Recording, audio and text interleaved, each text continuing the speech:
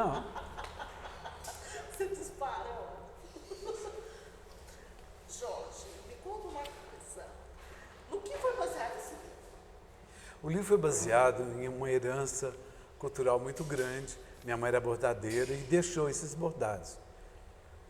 E ela usava, o trabalho dela ajudou muito no sustento da família e a gente tem muito orgulho disso, né? Meu pai tinha um empório, uma venda, como nós chamávamos, e ela no bordado. Então, os dois criaram a sustentação da família, que permitiu com que nós nos formássemos e enfrentássemos a vida com muito mais conforto, tá certo? Ela bordava em casa? Ela bordava sempre em casa, porque ao mesmo tempo ela cozinhava, tá? Ela havia em Uberaba um curso Singer de bordar a máquina. É uma coisa rara, pouca gente sabe disso, porque havia a loja na rua Arthur Machado, mas anexa à loja havia a escola. Então ela estudou lá, então ela aprendeu muito, tá? E deixou essa herança para mim, ao invés de eu distribuir, vender no brechó, a tutameia. Falei, não, vou preservar isso. E não só preservar, como muita gente faz, assim, guardadinho, arrumadinho, mas morto na gaveta. Falei, não, vamos trazer isso para a vida. Trazer para a vida como? Utilizando de uma outra forma. E essa forma é o livro. Tá? Como você transformou esses bordados em imagens? Quem contribuiu? Bom, quem contribuiu fomos nós, ela e eu. Tá certo? Era deixando isso para mim e eu trabalhei com o meu raciocínio, com a minha poesia, com o meu verso, com a minha literatura, essa herança. Ou seja, o livro, à esquerda é ilustração, à direita é texto. Então, como se a ideia é extrair daqui aqui. Então você tem o verso e o reverso, a frente e o verso, tá? Então a imagem, né? A imagem que abre, aqui tem a consideração, a análise daquilo que você viu. Então o livro sempre à esquerda, à direita. Imagem, poesia, imagem, poesia. Quem foi responsável pelas imagens? Eu selecionei todas as imagens, eu criei a diagramação do livro e os meninos, eu sou péssimo no computador, e o Gilney e o Thales é que executaram esse trabalho para mim. Porque eu fiquei muito satisfeito, o livro está muito bonito, está muito interessante e também não é só bordados. O livro abre com a máquina é o elemento de maior interesse. Esse trabalho pode ser feito a partir da máquina. A máquina é resultado da Revolução Industrial, que é o movimento mais importante de progresso que já houve no Ocidente e no Oriente também, a partir do século XIX, quando a Revolução Industrial na Inglaterra começou a produzir a ferrovia, o trem de ferro, e na sequência veio o caminhão, veio o carro, veio a máquina de bordar, que é a máquina de costurar, veio a máquina de escrever. Então o mundo maquinizou-se, para usar um neologismo. As coisas deixaram de ser feitas à mão para ser utilizadas na máquina. Então, a costura que se fazia com a linha e a agulha passou a ser feita com tempo rápido na máquina. E faz todo sentido. A população começou a crescer e não dava mais para você ficar costurando ali, não é? Você não andava mais de carro de boi, nem de charrete, nem de carruagem. Você andava de trem de ferro. Então, a velocidade disparou. E foi um movimento que o mundo começou a ficar globalizado, né?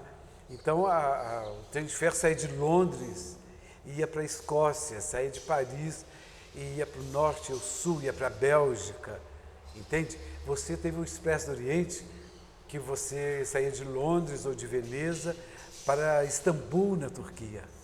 Então, depois tem a Transiberiana, de Moscou à Sibéria, que é o trecho mais terrível por causa do frio, do gelo, as temperaturas baixíssimas. Então, o mundo começou a se encolher, que nós passamos a chamar depois, mais recentemente, de globalizado. Então, as dificuldades de acesso foram diminuindo, né? O trem de ferro era uma coisa veloz, né? Então, a máquina é fruto dessa evolução.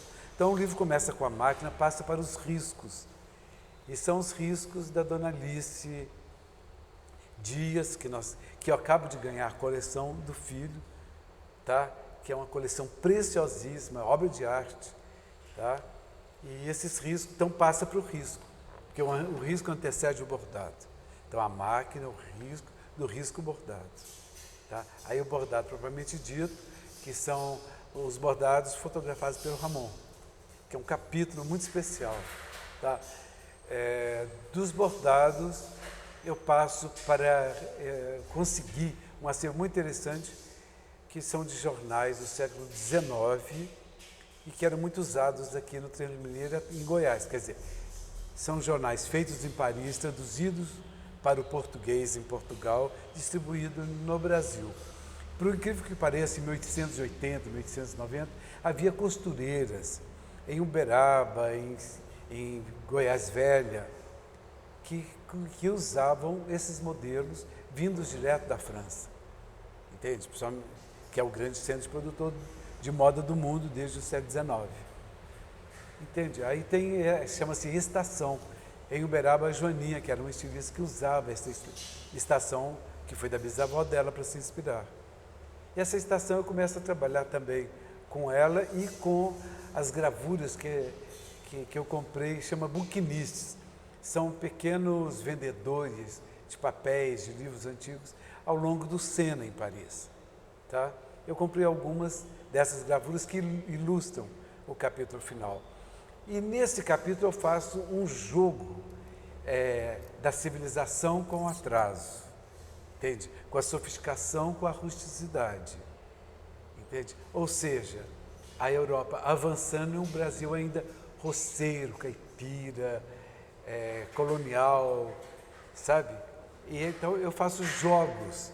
Enquanto que você está na Rue Royale, perto do Opéra, em Paris, aqui você está na Rosa, tomando sol, no quenta-sol, lá perto do desemboque, sabe? Então são esses confrontos, que é o confronto que ainda nós vivemos, não é? O Brasil ainda é um país de analfabetos, não é? E é um país que ainda não consumiu a evolução do mundo, não é? Então, o livro está valendo, a ideia está valendo. Então, esse confronto do avanço da modernidade, da tecnologia, com resistência e a incapacidade de evoluir. Então, o livro não é só enfeite, não é só beleza, não é só bordada, não é só decorativo. É também um jogo de ideias. É algo mais profundo. Que vai mais embaixo. Uma coisa que a gente pode compreender. Então, a primeira leitura é a leitura que você vê descansando à esquerda. Depois você vai calmamente lendo o que está à direita. É o seu. Então, pega.